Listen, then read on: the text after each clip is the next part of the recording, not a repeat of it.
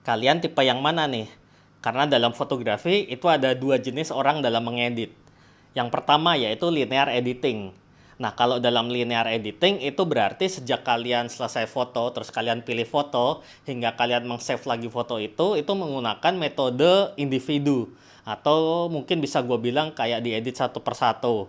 Nah, itu biasanya software yang digunain kayak Adobe Camera Raw, Adobe Photoshop, terus ada Snapseed juga di handphone atau program-program software bawaan di handphone.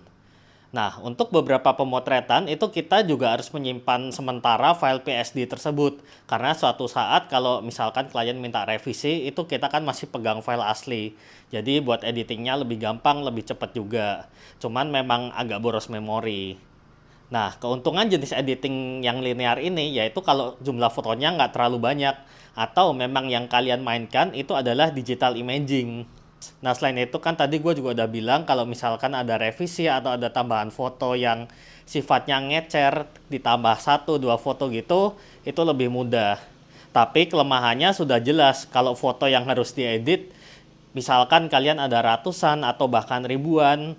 Nah, dan klien atau vendor itu minta hasil yang cepat. Nah, itu kalian harus pakai style yang kedua ini, yaitu batch editing. Dalam proses batch editing ini itu dimulai sejak pemilihan foto. Jadi setelah kalian foto, di copy semua kan ke laptop, RAW dan JPEG-nya. Nah, jadi waktu milih terus sampai nge-save foto tersebut itu dilakukan secara bersamaan. Nah, ini adalah metode gua jika sedang menggunakan batch editing. Kalian boleh tiru atau kalian punya metode sendiri juga bebas. Coba komen di bawah ya. Biasanya nih kalau dalam satu photoshoot itu gue membuat satu katalog Lightroom. Dan mau berapapun itu fotonya, gue pasti langsung masukin semua ke Lightroom. 500, 1000. Nah, di sana gue langsung pilih fotonya dengan menandai itu. Kalau di Lightroom itu kan ada bintang satu, bintang 2. Nah, itu gue mensortir dengan cara itu. Bisa juga dengan label merah, biru, hijau, kuning gitu kan. Nah, setelah itu gue mengedit satu persatu semua foto, baru meng-save-nya itu juga secara batch atau secara langsung. Jadi misalkan ada 500 foto final nih, ya 500 itu langsung di-save secara bersamaan. Jadi langsung selesainya barengan.